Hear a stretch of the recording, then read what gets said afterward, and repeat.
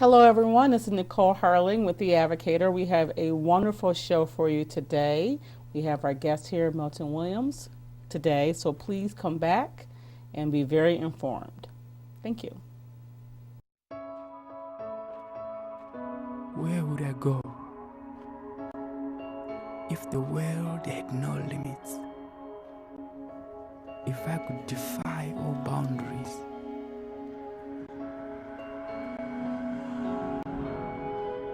If I could ride the wind,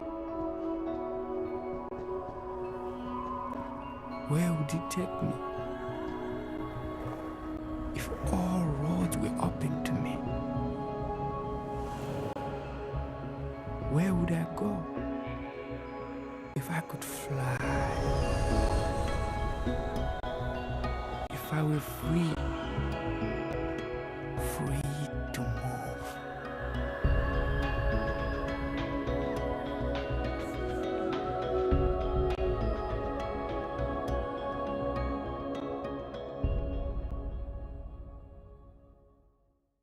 Hello, everyone. This is Nicole Harling with The Advocator, and I'd like to welcome our guest today, Milton Williams. Milton, welcome. Good. Thank you. Thanks so much for coming today. Milton is with the Family's Child Advocacy Network. Did I say that correctly? Did I get it all in? That's correct. Tell us a little bit about that. Family Child Advocacy Network is a nonprofit organization where we help families. We empower families to advocate for themselves, and that could be either in the school system or the juvenile justice system or the Department of Social Services or Child Protection. Our main focus and goal is to model and to help them, the service providers, whoever that might be that's working with the family, to understand exactly what the family's perspective is and how we can help the family be successful. Okay.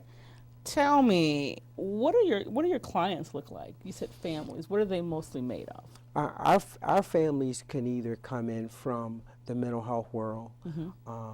They can come in from the juvenile justice world. Child protection kids come in, our families come in from there, and also from foster care and adoptive families that come in. When we talk about the mental health piece, the mental health piece is kids that come in with a mental health diagnosis, and actually it is a disability. What we help families to navigate that system of the disability world, the mental health world, and the behaviors, because a lot of times there are negative behaviors. Making sure that that the diagnoses are correct, if not linking them to actually the psychiatrist or the agencies that would be able to deal with those behaviors or counseling or whatever is needed. When we talk about the juvenile justice world, we have advocates that actually are at the family court building to help the family navigate that juvenile justice piece. Those kids could either be in through drugs or stealing or whatever the criminal activity might be. We help the family navigate that system. Sometimes it means sending a child actually to drug rehab and coming back to see the family court judge. So that avenue, we help the family navigate that system, as well as child protection workers, because sometimes we have to work with the child protection worker. Families don't understand. They really want to keep their kids, right? And so it becomes very tensions, be it a tension situation, because they really don't want to take their kids, and the system, they have an overload with kids. So we and with everything that's happening now with child protection and the kids, we want to make sure that families understand what they have to do to protect their children, and make sure that the system understand why a situation might have happened. Now, I know we did a little pre-interview before the show, and one of the things that stuck out to me is the qualifications in order to work with your organization. And what are those qualifications? Our main qualification is that our qualifications is that we hire folks that have been in those systems that I talked about. That is wonderful. So they have to experience Yes, those systems in order to help other folks that are in those systems. correct. It's a very good idea. Correct. I like that. Thank you. We also talked about a program that you work with men and trying to enable them to know what's going on with their child if their child happens to be in these systems. Explain a little bit about that. Well, we have I facilitate old fathers, new dads. And in that arena, we have dads, which is a confidential father support group. And I try and not narrow it down to just fathers, but it can be someone it could be a godfather who actually is helping a mom parent a child. In that, we try and help the dads. A lot of times our dads come in and they want to be involved with the child. A lot of fathers do, absolutely. And but there's tension between them and the mom. But we try and remind them in our group setting that the child is the one that's basically suffering. When we talk about a child suffering, the child could end up in the juvenile justice world, could have a mental health diagnosis because of the fact that their parents are going at it, dad is gone. So what we do is we help the dad understand he's vital. It's important. The behaviors could change because of the dads. And we have a very good group of dads. We have dads that have been in the military who's trying to come back into their children's life, the family's life. We support them because we have military dads that have come to our group and they point them in different directions. We have one of my co-facilitators, he is a foster adoptive dad. And we have a grandfather who's raising help raising his grandchild. We have actually, from the mental health piece and from the school piece, actually I do a lot of that work with dads also. How many dads would you say are on average are in your On average, we have anywhere from 8 to 10 dads. Wow. Yeah, from 8 to 10 dads we have on average. And how often do you all meet? We meet every third Wednesday of the month at 135 Delaware, Suite 210. March the 19th, we're going to actually have an open house. Oh, good. We're partnering with School Lady on Highgate. They have some dads over there. We want to bring it into the community where we'll be able to support those dads that are in the school. So we're going to be over there from 5:30 to 7. It's informational.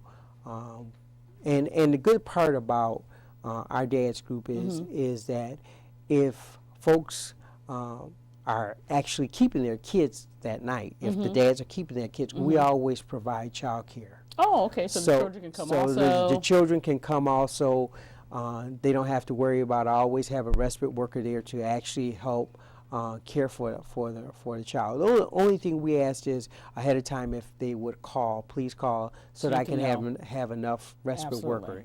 All right, well, hold that thought. We'll be back in about 30 seconds. We want to talk more about the DADS program and some of the other great things that your advocacy network is doing. So come right back.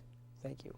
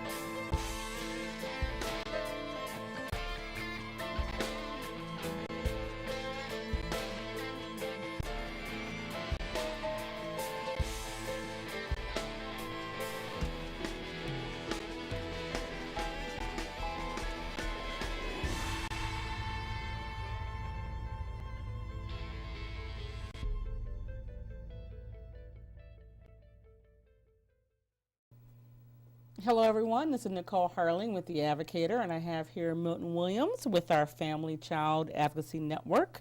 Thank you for coming again. Thank you. Now, when we left off, we were talking about some of the great things you do with the fathers, Mm-hmm. and something you're having on March 19th. 19th. Correct.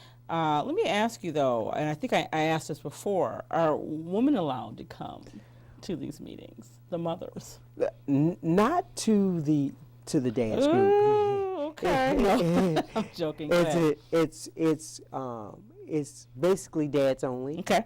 But Child Family Advocacy Network, we do hold roundtable meetings for that moms can attend. Okay, good. Every second Monday of the month at 135 Delaware, we do hold a roundtable meeting, and then on the first and third Monday, we hold them at the Wesley Church out in Hamburg. Okay. Yes. What are some of the success you see, not only from the meetings you have with the fathers, but everything regarding what you're doing? Well, when our success is when we can actually have a parent take a phone number and they can connect with another parent who's going through either a similar situation or a different situation, where they can actually walk that parent through that situation, whatever they're going through. So like a support group. It is very supportive. That is one of our main goals, is that we want to have parents to be able to support other parents. You know, we feel like we haven't succeeded until that actually has happened. You know, because I know what I see now in my men's group is that there was a child protection issue that was going on between two fathers. Okay. And they were exchanging phone numbers, and I didn't know it, and they were exchanging phone numbers, and they were able to give each one of them different information as to how they went through the system. So, so that's when it becomes a success, when you have that type of dialogue going on between two parents. So that's one way that you measure your success, which is wonderful. Let me know of another success story. You were mentioning one that happened in Lackawanna. Well, as for me, when I go into the school system, because I do a lot of work in a lot of the districts in the school system with children with an IEP, and I had this young lady. She called me in last June, and she said, "I want to thank you very much for helping me." And I was able to pass this year. And then, you know, a lot of times I always tell the kids that I work with, when they're graduating in June, that I want to come to their graduations. And I've been to the Stanley Fox graduation, and I enjoy going there. I've been to School 44's graduation. So those are kids that we look at as disadvantaged students, but at the end of the day, they're human beings, and they're able to graduate if they have the correct support systems and things are put in place to help them to succeed. What's your biggest challenge?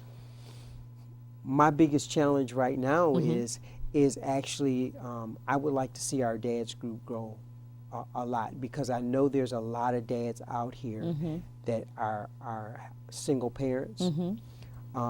I would like to see our young men that have children that is not with the teenage young ladies to come to our men's group and actually be supportive, so that they can support their kids. They might be young now, but you never know. But you never know, right. And further down the line, that they'll be able to support that they'll be able to get a good job, get a good education, and also be able to support their children.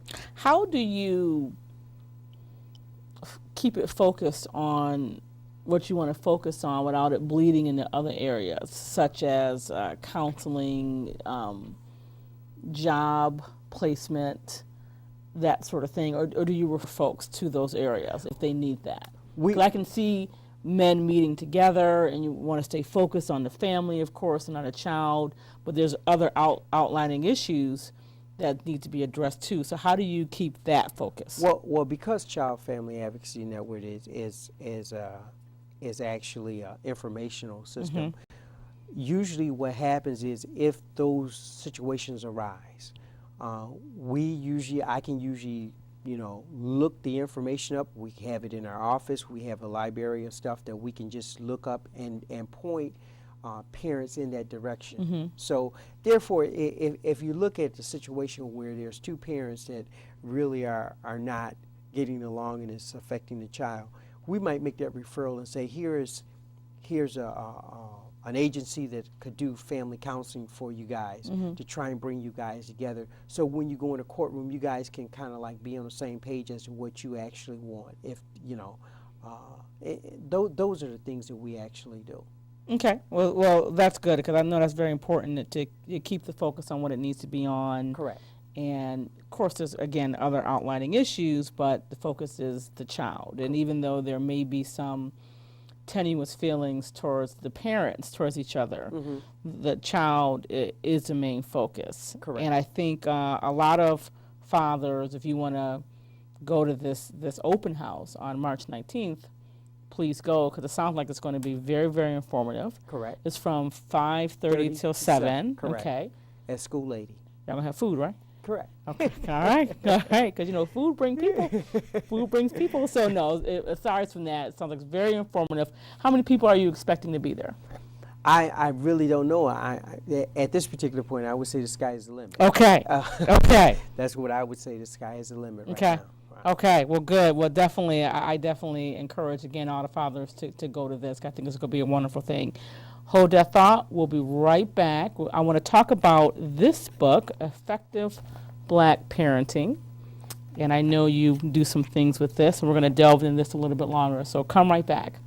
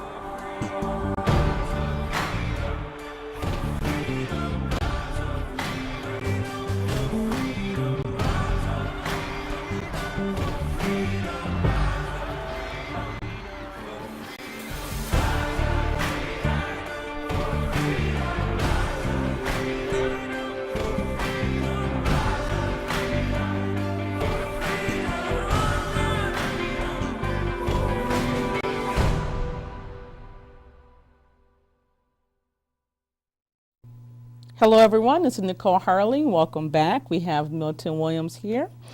Thank you so much again. I want to talk about this book, Effective Black Parenting. I read through a little bit of it, not in detail. Okay. You're certified to teach this, right? Correct. Correct. Okay. Well, tell me about it. Well, actually, a lot of times, when you're in the court system, or if a child, if the judge would say, okay, I need you to go to a parenting class. There are some parenting classes out there that actually help the parent be a better parent, or give them, I shouldn't say a better parent, but give them the skills that they're lacking to better parent their child. Or in some cases, to shore up the skills that they already have. And so our agency, what we did was I certified to do effective black parenting. Effective black parenting is actually giving parents the skills or shoring up their skills from the African American perspective of how we raise our children. So from our perspective? From our perspective. Actually, there's a lot of African proverbs in there. In the curriculum, it talks about chit-chat time. And a lot of times, and I know in our culture, it's kind of hard sometimes for us to actually spend that time to actually sit down and actually have that time to dialogue with your kid on a regular basis. in that it gives them more of a structured time as to when you can have that chit chat time. It could be in the car, it could be at different times of when you actually want to do that chit chat time. What I love about the curriculum is it talks about what your motto is, what you teach. Right. Okay, so when we're talking about modeling and teaching, what your kids see that you do is how they're going to actually interact. Right. It also talks about the reason why, and it has a whole chapter on the reason why we whip our children. Yeah, I saw that, spanking. Yeah. I got spanked a little bit when I was young. Well, I did too. Okay. So, but it's about when you spank your child, okay, and the reason why you spank your child. Right. When we got a spanking, I don't know, I was never explained as to the reason why. All I know is I didn't do something, and the next thing I knew, I was getting spanked. Getting spanked. Okay, so to change the mindset, because usually when in effective black parenting, to change the mindset of when you're actually spanking your child, you're at a frustrated point because you have really went through the whole 9 yards. I told you to do this, I told you to do this, I told you to do this, and now this is the result. And it could be on a day that you came home from work, chores wasn't done, and next thing you know, you're spanking your kid. Or it talks about, when we talk about the mild social behaviors, maybe I can get my kid to respond to me if I curse him out. Right. So in the curriculum, it talks about, okay, that's a positive consequence for your kid if I'm cursing him out because you got the response.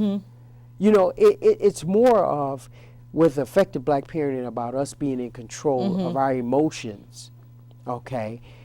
And given if a kid knows the expectations that you have for that child, not saying it's a guaranteed, but the better results. So it's all about communicating. It's a lot about communicating. Because a lot of times you spank, you may lose control, your communication skills may lose control of what you're trying to say. And who's getting the gratification when you True. Who's getting the gratification when you spank your kid? Right. That's the big question, and it's because some kids say, well, that didn't hurt anyway. Go ahead and spank me because it didn't hurt. I know I know this is what's the next result. But then at the end of the day, it's still going to happen again. It even talks about the drugs. I saw that, the different names of drugs. The different types of drugs and alcohol. If we actually, if we do those type of things in front of our children, then that's the results that we're going to have. And talking about the drugs and stuff like that. Single parenting is in there too. Single parenting too. So your clients, if you will you'll teach this course to them. I will teach that to them. I will actually give them at the end of the day, at the end of the 14 weeks of that class, I will give them a certificate that they can walk out of class with. Okay. Wow, and they can present that if they need to. If they needed to, right. Okay, right. But some folks will take this even right. kind of required to do so. Exactly. I've done some work with some families that have been in the foster care world because they have foster kids, and actually what happens is they need that as a part of their yearly hours to complete. Because they have so many hours that they have to complete in the foster world. Now let me ask you, as we kind of wrap it up a little bit, how do clients get to you? How do they come to you again? Well, you can come to our website at familiescan westernnewyyork.org. Okay. And I see something here too, www.fcanywyny.org. Right. Okay. Correct. We'll put that up for the audience to see. Okay. Right. Our phone number is 716-884-2599. Okay. You can ask to speak to me. And any type of questions, that you have, I would be able to help you with, Okay. or point you in the right direction to actually, I mean, if you anything that you need that we would be able, if we can help, we're going to do it. Absolutely. Absolutely. Okay. So the phone number again, 716-995-6101. That's the fax number, I'm sorry. 716-884-2599. Okay. And the website is www.fcanwny.org.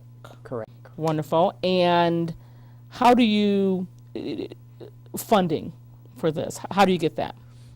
Oh, well, right now our funding is basically through the county. And right now you're funded primarily through a grant. Well, this has been a very informative topic. I've learned a lot.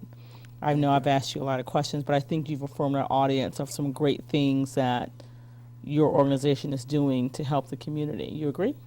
I agree. Good, good, good. I agree. Any Looking to hear from anybody that needs any help. Okay. We're open. We're willing. Our staff is willing to actually help you in any way possible. Well, thank you, Milton. Again, thank you so much You're for welcome. coming. I appreciate it. Thank you. And thank you guys so much for joining the Advocator. We look forward to see you at our next segment. Thank you so much.